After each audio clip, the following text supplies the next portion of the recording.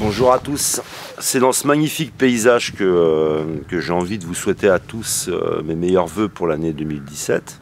Vous remercier tous pour le grand nombre de propositions, d'encouragement, puisque vous êtes tous les ans assez nombreux à transmettre vos coordonnées, à proposer de l'argent, à proposer le mariage, à proposer tout un tas de choses. Donc il y a un échange qui est fort, qui est intéressant. Donc tous mes vœux à tous, merci à ceux qui m'ont déjà souhaité les meilleurs vœux pour 2017. Sur cette vidéo, je voudrais développer un petit peu des aspects de la soumission et de l'implication. Deux phénomènes importants dans notre société, et tout ça au travers d'une histoire une histoire vraie qui a eu lieu à bord d'un avion d'une compagnie.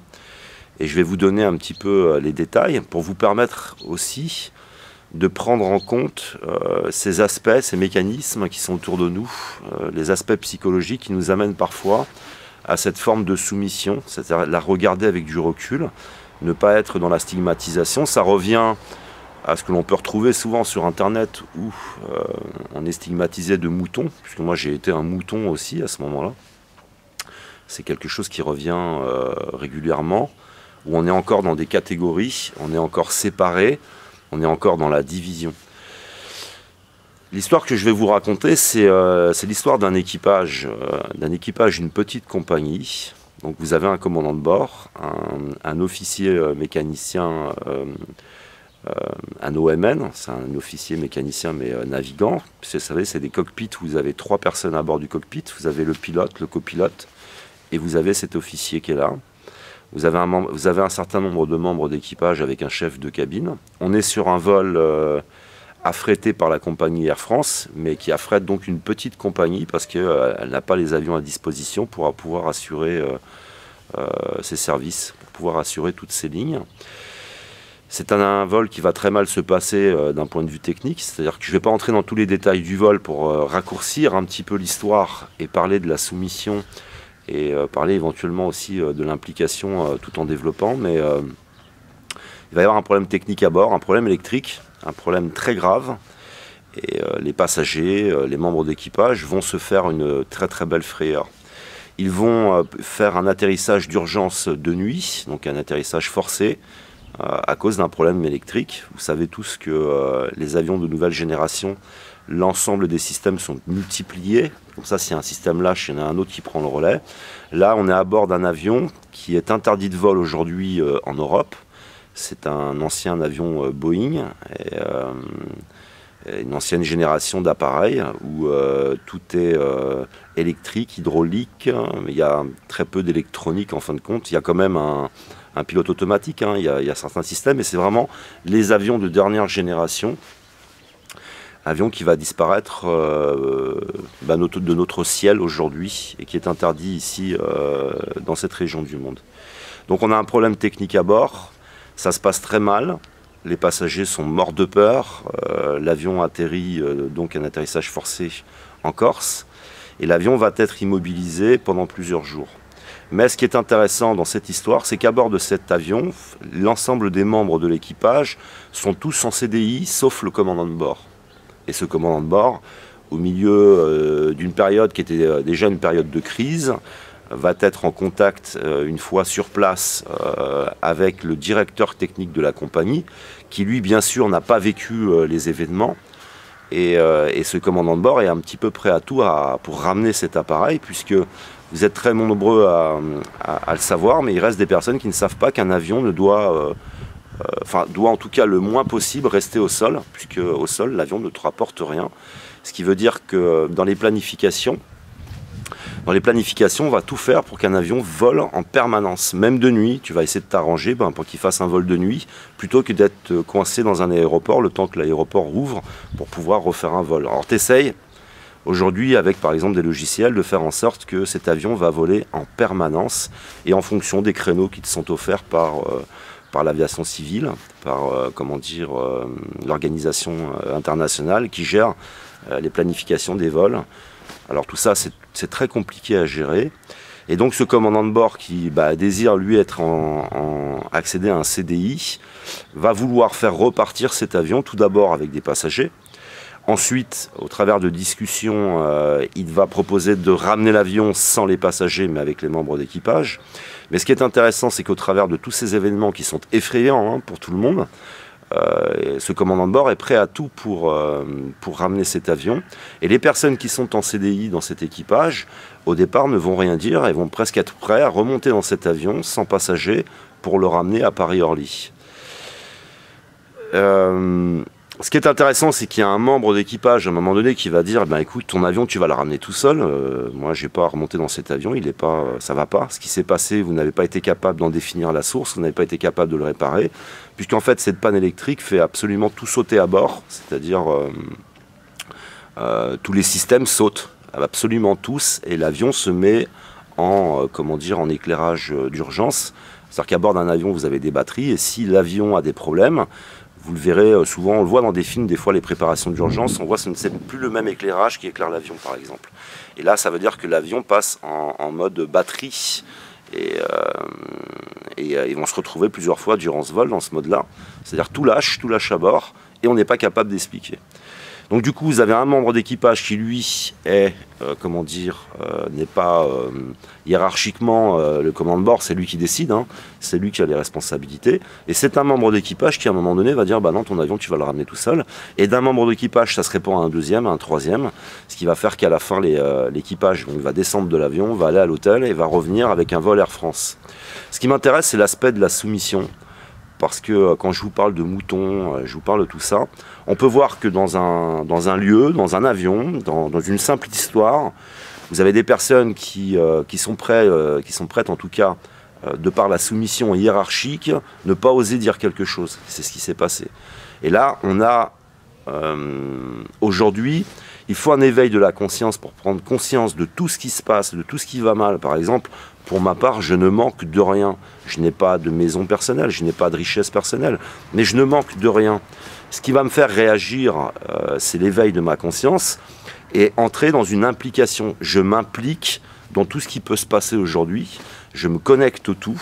Je ne suis plus dans l'individualisme, je ne suis plus dans le consumérisme, je ne vis plus au travers du regard des autres. Je vis forcément un minimum, mais ce n'est plus ce qui dirige ma vie. Et je ne suis plus dans la soumission. Parce que cette soumission, si vous le regardez donc, au travers d'un équipage, ils sont prêts à perdre leur vie dans cette soumission. C'est-à-dire que tu as les éléments qui sont là, qui sont accessibles. Tu as vu toi-même la panne, tu as eu peur, ils sont prêts à ramener l'avion parce que le commandant de bord le décide et parce que lui a peur à cause de la crise. Et on peut voir ce que ça peut engendrer de façon consciente et inconsciente. La crise, c'est cette peur. Et ça permet de comprendre un peu les mécanismes. Regardez bien là, vous avez des gens qui sont prêts à, pratiquement pour moi, à mourir. C'est-à-dire qu'ils ont vraiment tous les éléments, ils ont vécu les choses. Ce n'est pas les médias qui te racontent ce qui se passe, ce n'est pas Internet qui te raconte ce qui se passe. Tu es au cœur de l'événement, tu as eu peur, tu as failli y perdre ta vie. Quand je dis que les passagers ont eu peur, ils ont véritablement été hyper angoissés. Ils n'ont même pas eu de réponse véritable, en fin de compte, au problème. Et vous avez un commandant de bord comme ça qui est prêt, un seul individu, à repartir au départ avec d'autres passagers, avec le même équipage qui a vu ce qui s'était passé. Imaginez l'ambiance, l'embarquement, dans quel état tu es quand tu as, entre guillemets, failli mourir, parce que ça a été véritablement une catastrophe. Donc après, on négocie, ok, on ramène pas de passagers, on revient ferry, on revient à vide et on ramène cet avion. Toujours les membres d'équipage qui ne disent rien, jusqu'à qu'un membre s'éveille, comme ça, et puis disent, non, ils remettent les choses en question. Et du coup, il devient un peu fédérateur, et les autres commencent un petit peu à réagir. Alors imaginez maintenant, dans une situation générale, où nos problèmes aujourd'hui, ceux dont on développe, en tout cas les problèmes dont on développe sur cette chaîne et sur d'autres chaînes, c'est des problèmes où on n'est pas forcément, on n'a pas le sentiment d'être complètement impliqué, d'être directement face à un danger. Alors imaginez, vous voyez la nuance, et c'est là-dessus que je voudrais développer, c'est de prendre conscience qu'en réalité, la réaction du peuple ne peut venir qu'à partir du moment où elle est affectée par quelque chose, et profondément affectée. Puisque là, vous avez un équipage qui a eu peur, qui a failli mourir, et ils sont prêts à repartir. sont prêts à continuer. On est véritablement dans la soumission. Et c'est ce qui me ramène par exemple à toutes sortes de secteurs d'activité, comme les CRS. Vous voyez des CRS, ce sont des personnes qui ont une conscience, ce sont des personnes qui ont un cerveau, hein, qui sont censées réfléchir. Et on leur demande de faire des choses qui sont interdites par la loi, qui sont contraires à la loi, qui sont contraires à certaines lois. Et ils le font.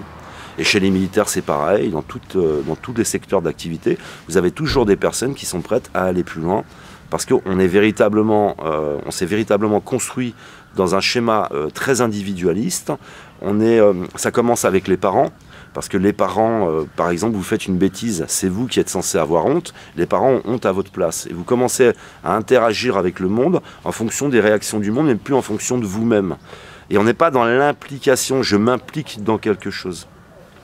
Donc qu'est-ce qui peut faire que demain, imaginez donc là un équipage, ce sont des personnes qui ont fait des études supérieures, ce sont des personnes qui ont des vies quand même dans l'ensemble confortables, ce sont des personnes qui sont en CDI, ils ne craignent pas pour leur emploi. Et ces personnes sont prêtes à remonter dans cet avion. Alors qu'est-ce qui pourrait faire que la population, vous imaginez ce qu'il faudra pour que la population, elle réagisse? Ça veut dire qu'il faut un certain nombre d'événements, de choses qui nous éveillent, il faut être touché soi-même. Vous voyez, donc on est 7 milliards d'êtres humains, il y a 66 millions de Français en France qui, pour la majorité, sont complètement soumises, des personnes qui n'ont pas une conscience élevée, des personnes qui ont un sentiment que ce qui est à l'extérieur, ça n'a pas de rapport avec moi, c'est à l'extérieur, je ne suis pas connecté au tout, je ne me sens pas affecté, et puis on a comme ça un monde qui va s'effondrer parce que tout compte fait, on a tendance à être dur avec la politique, à les critiquer, à tout ça. Mais leur frein, ce qui pourrait les faire réagir, c'est nous, c'est nos réactions, à l'image de ce commandant de bord. Donc j'ai envie de dire que ce commandant de bord, c'est un petit peu comme un président de la République. Vous avez après des acteurs qui sont l'équipage, et puis vous avez le peuple, les passagers. Et vous voyez les gens qui sont prêts comme ça à suivre, qui sont prêts à continuer. J'ai vu aussi dans mon expérience dans l'aéronautique, des passagers monter dans des avions, mais il fallait voir l'état des avions, et ils ne disaient rien. Donc par exemple, vous êtes en vacances quelque part, c'est un avion qui est affrété par une autre compagnie. C'est le tour opérateur qui affrète cet avion est complètement pourri et les gens montent dedans, ne se posent aucune question. Et ça, je l'ai vu de nombreuses fois. Et vous voyez, quand c'est notre sécurité personnelle, à un moment donné, il n'y a pas forcément tout le monde qui réagit. Par contre, ce qui est intéressant, c'est que si l'avion il a 1 heure de retard, ou même des fois 5 minutes de retard, vous voyez des passagers qui sont scandalisés, qui font tout un scandale, mais pour des choses très graves, il y a très rarement quelqu'un qui agit. Donc voilà pour ce qui est d'un petit peu, pour moi, un exemple concret de soumission, où les personnes n'agissent pas, alors que leur vie, elle est là directement en danger. Ils ont tous les éléments, ils ont eu peur et ils remontent à bord. Alors imaginez la suite, il suffirait que demain, l'utilisation des médias, c'est quoi? Les médias, c'est un appareil que tu regardes, qui t'hypnotise et qui pense à ta place. Il te donne des éléments, il te donne la réflexion et tu n'as plus besoin de réfléchir. Ça veut dire qu'on a une population qui est complètement abreuvée par la télé, qui est complètement abrutie par la télé et qui ne peut pas prendre conscience du danger parce que c'est quoi le danger si vous discutez, moi je discute avec des personnes autour de moi, ils pensent que ça va durer encore un siècle comme ça, que tout ce qui est en train de se passer avec la Russie, tout ça, c'est pas très grave. Et vous voyez, il n'y a pas la participation, il n'y a pas l'implication.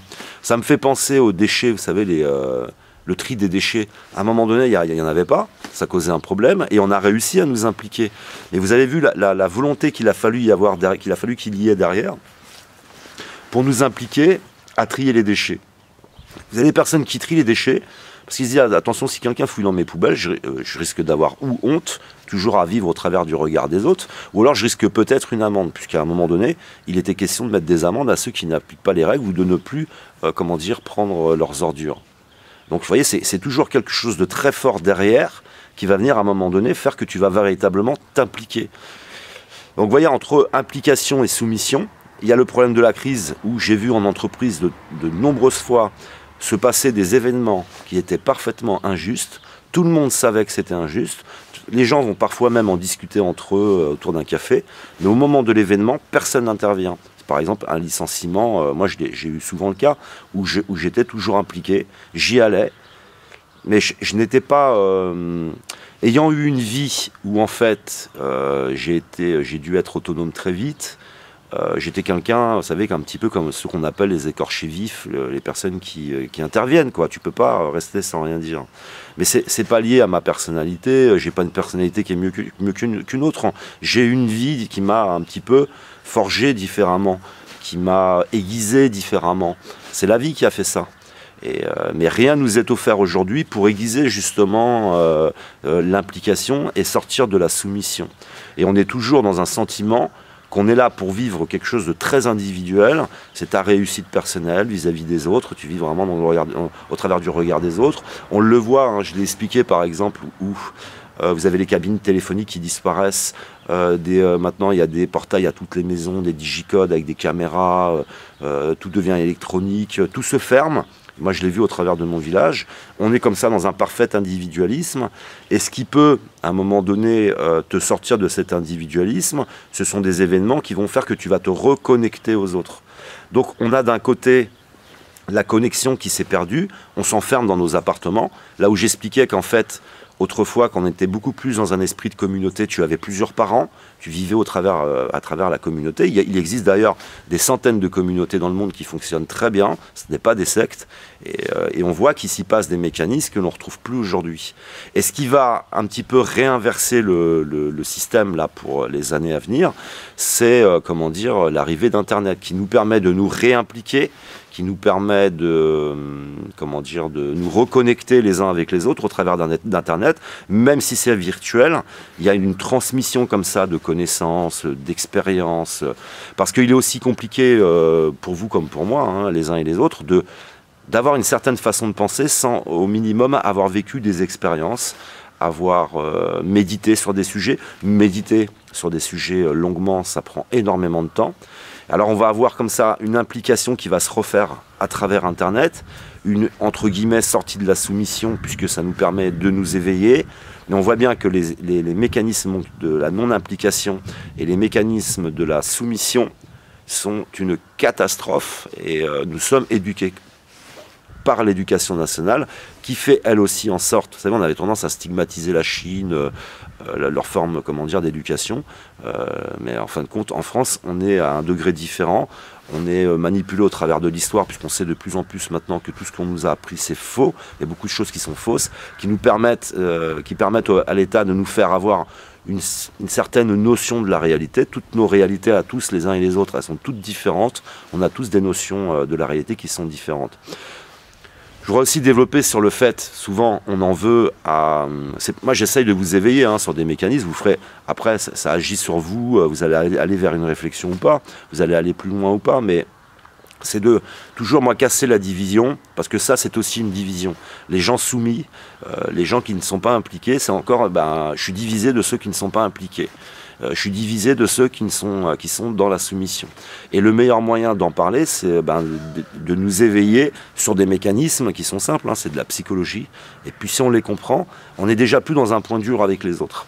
Parce que je l'explique hein, dans mes vidéos, si tu veux éveiller quelqu'un, tu ne peux pas l'éveiller contre sa volonté. Autour de moi, il y a des personnes qui plongent, je les sens aller vers, par exemple, des solutions comme le Front National, mais mon éveil est venu d'une démarche qui a été complètement personnelle, d'une expérience qui est personnelle, de recherches qui sont personnelles, et de très très longues recherches, de nombreux échanges, et qui continuent aujourd'hui à m'éveiller sur des domaines et d'autres, qui continuent aujourd'hui. Et tu ne peux pas, au travers d'une simple discussion, éveiller les autres, les sortir d'une forme de soumission, parce qu'aujourd'hui, en fin de compte, cet individualisme dans lequel on a été, qui devrait être traité dans le futur, nous amène à être tous dans un comportement qui n'agit plus sur notre cercle des préoccupations, sur nos problèmes. Et on voit le problème comme ça s'enfoncer, aller de plus en plus loin. Je vous donne par exemple l'exemple de Manuel Valls. Si vous reprenez l'histoire de Manuel Valls, il est tombé dans des scandales desquels il n'aurait jamais dû pouvoir sortir. L'exemple du marché où il dit il n'y a pas assez de blanco ici, et j'en passe, c'est pas gênant, c'était du Front National par exemple. Ça aurait dû casser sa carrière. Il est interviewé par un journaliste qui lui explique on a des problèmes avec la Russie, mais par contre on fait du business avec l'Arabie Saoudite. Il s'embrouille dans des explications. Et ces personnes-là continuent parce qu'il n'y a aucune implication et parce qu'il y a toujours ce sentiment de soumission. L'implication, ça passe par aussi un sentiment, moi je le partage, où tu te dis tu peux avoir des problèmes juridiques, tu peux perdre le peu que tu as, alors des fois tu vas continuer à essayer de t'en sortir toi, de façon toujours individuelle, et puis en essayant d'éviter d'avoir le plus de problèmes possible, puisque ce phénomène dont je vous parle, qui s'est passé dans un avion, le membre d'équipage qui va dire au commandant de bord, moi je suis pas d'accord, ton avion tu vas le ramener tout seul, tu vas où là? Tu vois bien que l'avion ça va pas. Il n'est pas licencié, mais il aurait pu être licencié. Vous voyez, il aurait pu être touché, affecté, perdre son travail parce qu'il s'oppose à la décision du commandant de bord. Simplement, le commandant de bord, on s'est retrouvé face à des forces.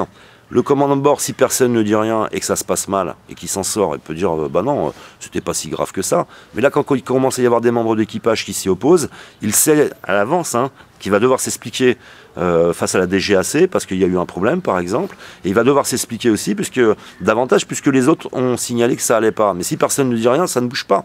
Et c'est exactement ce qui est en train de se passer dans un domaine beaucoup plus vaste et de façon internationale. C'est la non-implication, la non... comment dire, on ne dénonce pas, on ne fait rien, et on continue tous à se dire, bon, je vais essayer de m'en sortir comme je peux. Et ça, je le répète, je l'ai vu en entreprise de nombreuses fois, des situations où tout le monde aurait pu intervenir, mais personne ne le fait.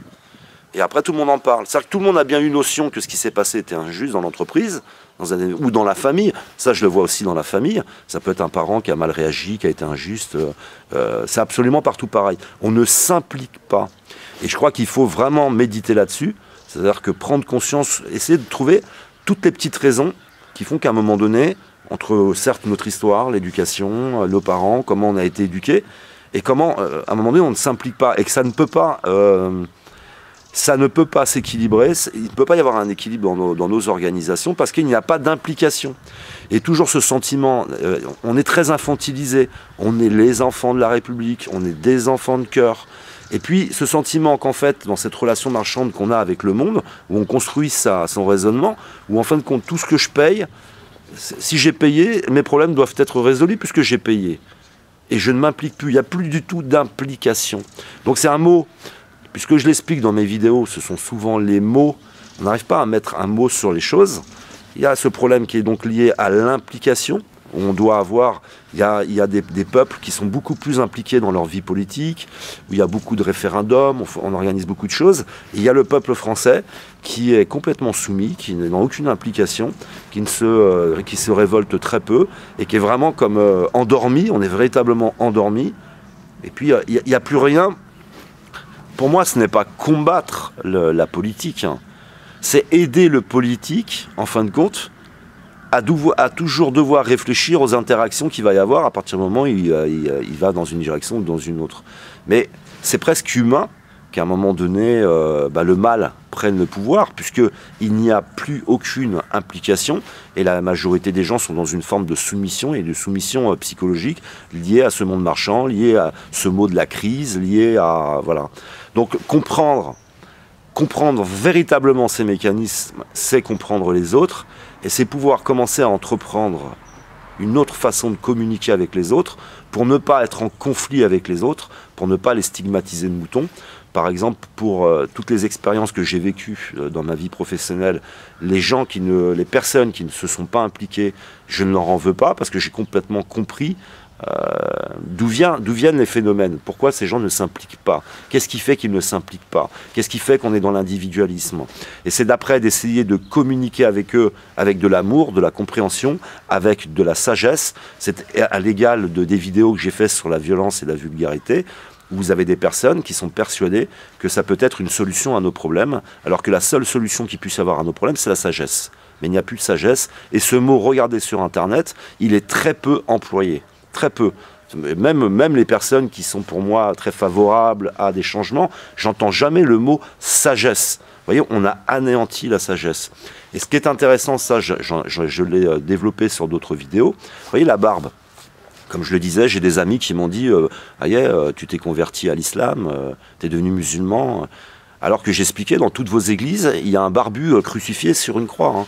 Et la barbe, elle était le symbole de la sagesse. Et tout ce qui est donc symbole de la sagesse est absolument combattu partout. La sagesse est complètement en train de s'effondrer.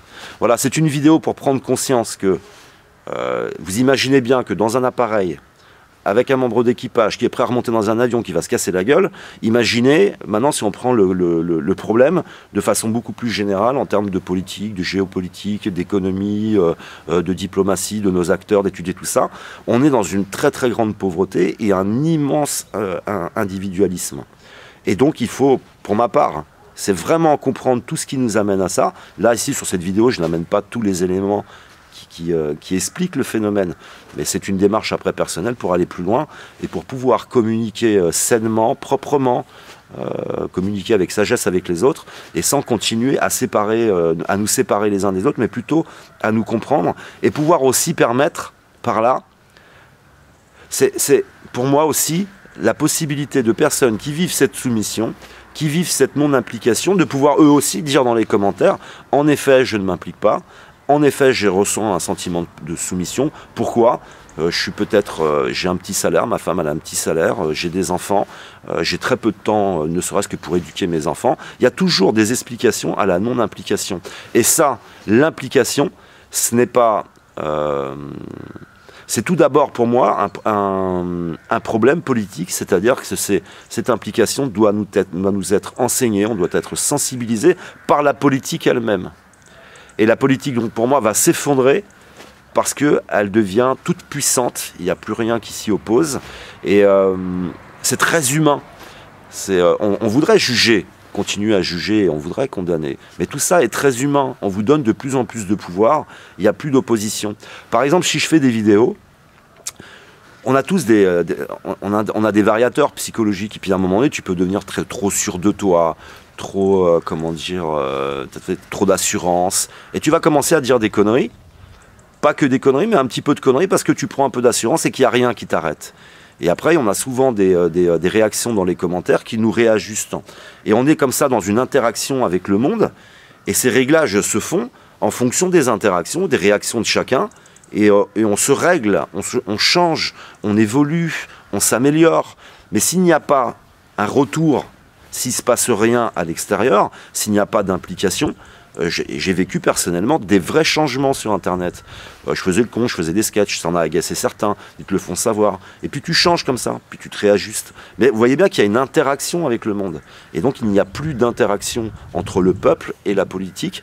Et il faut essayer de définir réellement tout ce qui s'est mis en place, quelles sont toutes les raisons de tout ça, ne pas se juger, mais plutôt essayer de se comprendre. Et véritablement, moi, je souhaite avoir des personnes qui me laissent un jour dans les commentaires, ouais, en effet, moi, je suis pas dans l'implication, je suis pas dans tout ça, mais parce qu'il y a telle raison. Et quand on aura fait le tour et qu'on aura fait ressortir tout ce qui fait que nous ne sommes pas dans l'implication, nous pourrons, pour ceux qui traverseront le désert, ceux qui auront à reconstruire, pouvoir proposer une société nouvelle où tout le monde soit dans l'implication, et en rappelant que ce n'est pas de l'utopie, puisqu'il y a des peuples qui sont dans l'implication. Par exemple, je vous parle de communautés, il y a des centaines de communautés dans le monde qui sont des communautés parfaitement saines, qui sont en lien avec le monde marchand, hein, puisqu'il y a forcément des interactions. C'est à la fois des communautés et en même temps des petits villages, parce qu'il y en a qui travaillent à l'extérieur, il y en a, etc. Mais les personnes sont très impliquées. Tu n'auras pas de SDF dans une communauté. Alors pourquoi dans une ville, dans des grandes... J'ai même vu ici dans la région, dans un village, une femme vivre dehors. C'est un grand village, mais ça existe.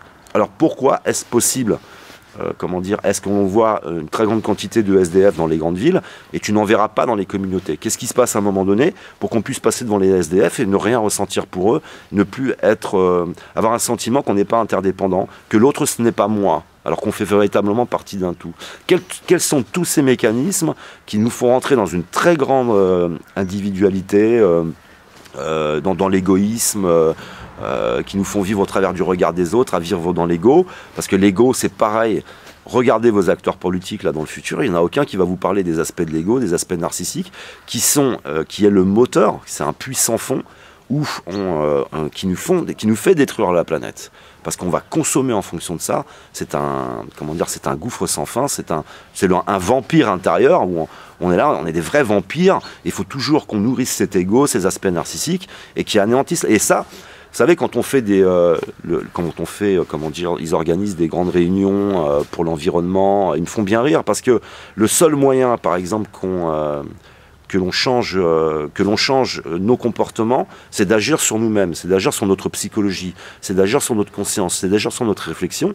Et la première chose sur laquelle, si on veut agir sur l'environnement, il faut agir sur l'ego et les aspects narcissiques. Parce que je l'ai vécu personnellement, je vivais au travers du regard des autres, j'étais dans l'ego, j'étais dans les aspects narcissiques, et je faisais tout en fonction de ça. Et quand après, tu es guéri, quand après, tu utilises ton ego comme un outil, parce que tu ne peux pas t'en débarrasser, quand tu commences à t'habiller pour toi, quand tu commences à agir pour toi, et ben au bout d'un moment, là, ça va agir sur l'environnement. Donc si on voulait agir sur nos problèmes d'environnement, il faut agir sur nos consciences, éveiller nos consciences. Il faut devenir psychologue. Il faut, s'intéresser à la sociologie, à la psychologie, et s'éveiller sur tous ces mécanismes. Mais c'est pas en mettant des règles, des interdictions, parce que vous voyez que tout compte fait, on est toujours dans les interdictions, on est toujours dans la culpabilité, on est toujours dans, à nous donner des ordres, à nous soumettre. Mais on n'est pas dans l'éveil de la conscience, et c'est l'éveil de la conscience qui te permet d'agir autrement. Et c'est maintenant mon fil conducteur, ici sur cette chaîne, et peut-être d'autres chaînes, si j'en fais d'autres, ou je continue en tout cas, c'est de plutôt aller maintenant vers un éveil de la conscience, une élévation, je m'éveille, je me comprends, je comprends les autres, je comprends mes attitudes, et du coup je vais agir complètement autrement. Et comme pour la participation, nous tous on a commencé à participer au tri des déchets, parce qu'il y a eu une prise de conscience. Et vous voyez que quand la politique, elle veut nous impliquer, quand elle veut éveiller notre conscience, elle en est capable. Elle l'utilise véritablement quand ça l'arrange. Donc voilà pour les phénomènes de l'implication et de la soumission. Je vous souhaite à nouveau mes meilleurs vœux pour 2017. Merci de m'avoir écouté. Je vous aime, que l'amour soit avec vous et à une prochaine vidéo.